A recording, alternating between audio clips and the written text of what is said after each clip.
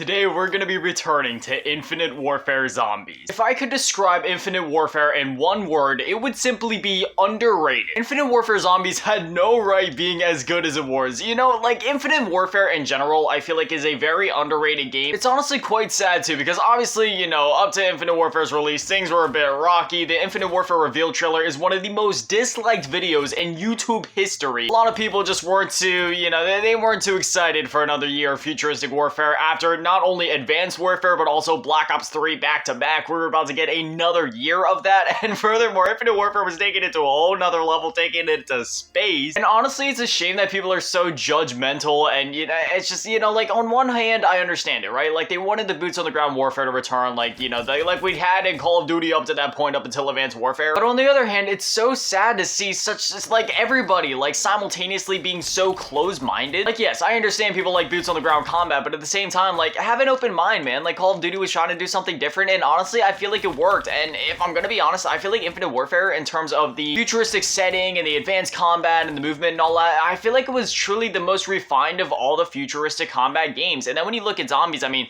Zombies didn't even feature any of the futuristic stuff. Zombies in this game was just absolutely amazing. Honestly, if the zombies in this game would have been in like a normal boots on the ground Call of Duty game, I honestly feel like the zombies in this game would have been regarded as one of the best of all time. Would it necessarily be cracking the top 5 with all the Treyarch games? Maybe not, but I do feel like it would have been like right below that. And it's honestly pretty sad because that goes for this game as a whole, man. Like, the campaign in this game was absolutely amazing. The multiplayer, it felt great. It was the most refined of all the futuristic Call of Duty games. And then the zombies in this game, it didn't even feature any of the futuristic elements outside of like the futuristic weapons, but even then, the zombies in this game was just so good. And the only thing that was really holding this game back, in my opinion, was that futuristic setting. And even then, like, there wasn't even anything wrong with the setting. That's just, you know, it's the COD, not even just the COD community. It's just online degenerates doing what they do best. Unifying and hating on something before it even comes out. I mean, if we break down Infinite Warfare Zombies, the first map on launch, the disc map, Zombies in Spaceland,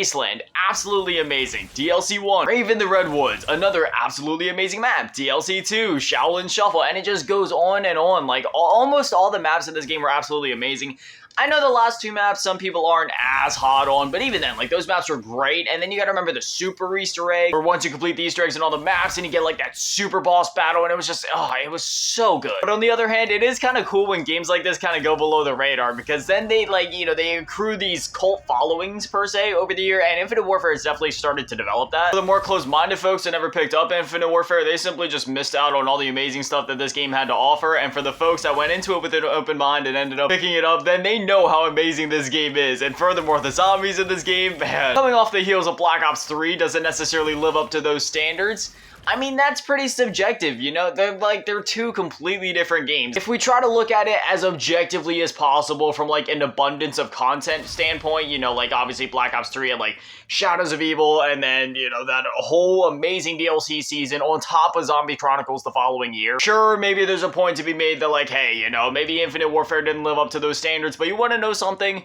Not even Treyarch themselves have lived up to those standards ever since. I'm not saying that Treyarch hasn't made a single good Zombies game since then, because no, that would be completely false. Black Ops 4, you guys know my take on that. I think Black Ops 4 is also severely underrated, and I love that game. Same with Black Ops Cold. Well, Cold War isn't necessarily underrated. Cold War is also like another really solid Zombies game. It's just that, you know, again, it's not on that same caliber as like Black Ops 3 necessarily. But on the other hand, I also, again, do feel like it is kind of unfair to sit here comparing games to each other. I honestly really hate when people sit there and comparing games and like saying that one game isn't good just because it doesn't live up to their arbitrary mental standards as to what the game's quality should be. The way I see it, every game is different, even if it is like a sequel in like the same series, you know what I mean? Anytime that I play a game, I just look at that game alone, and then I just find the fun and the beauty and the positives in what it is. I'll never forget those couple months before Infinite Warfare's release, man. I was so excited for this game. I remember when I heard that Lee Ross was directing it. Oh man, that got me so excited, and rightfully so, man. He absolutely killed it.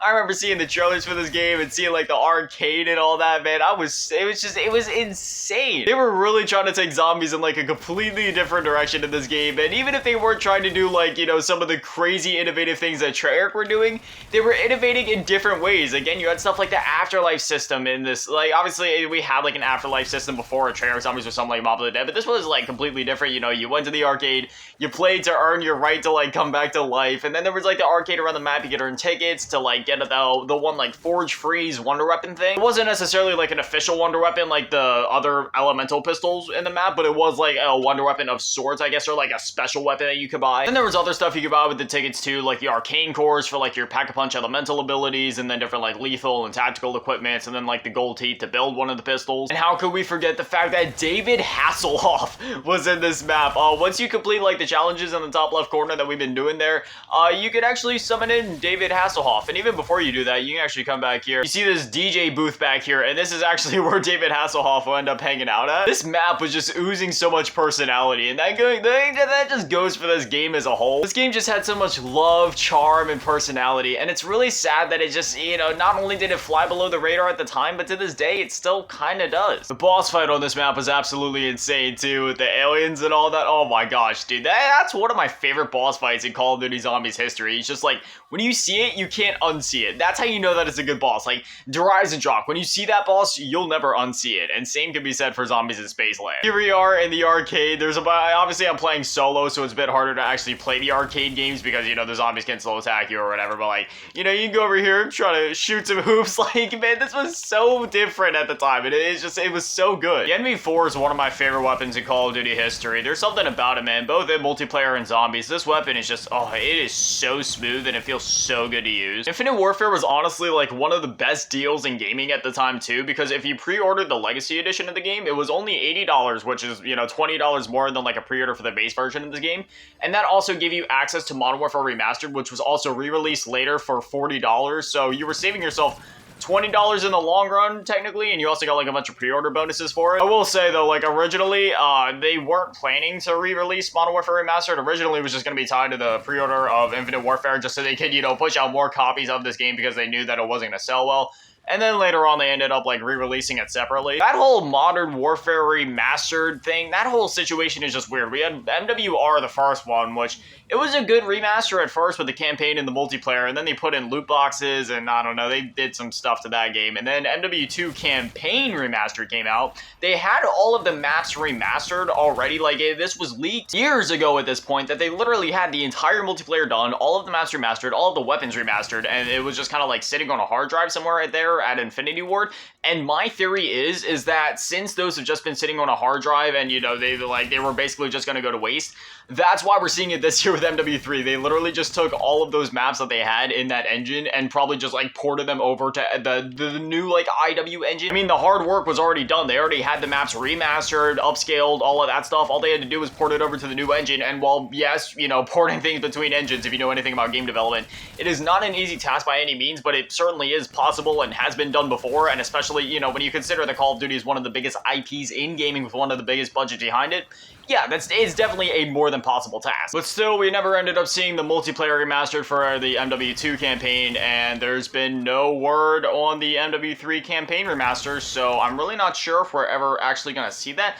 The release schedule for it was a little funky too, because we had like MWR in 2016, then we got the MW2 campaign remastered in what, like 2020? So maybe if they're doing it every 4 years, then maybe we'd see it next year, but that wouldn't make sense because next year is the leaked like Black Ops 2 remaster type game that they're supposed to be doing, so I don't know if or when we're ever going to see MW3 campaign remaster, so that'll probably just be one of those things where, you know, like a couple years down the line, if y'all follow like the Resident Evil 4 community, like for the OG Resident Evil 4 from 2005, you know, there's like that RE4 HD project where the one fan's going through and he's like, you know, upscaling all the textures and stuff like that. We might see something like that for MW3, like a fan mod someday, but that's probably the most that we'll ever see when it comes to like a remaster of that game, which is honestly pretty sad because obviously MW3 is an absolute classic of a game. The campaign is absolutely amazing. I could understand not remastering the multiplayers. I mean, not really. It still is pretty pretty annoying that they wouldn't do that. I mean, it just kind of sounds like they'd be printing money. I mean, remastering MW3 and MW2 multiplayer, like, you're literally printing money at that point. I understand their concern that it would take away from some of the player base of their current games, but I can't help but feel like it would just help their financials and revenue overall. I mean, I don't know. Logically speaking, it would make more sense to me that the more products you have out on the market, especially for the more dedicated fans that would be purchasing, you know, everything that you put out,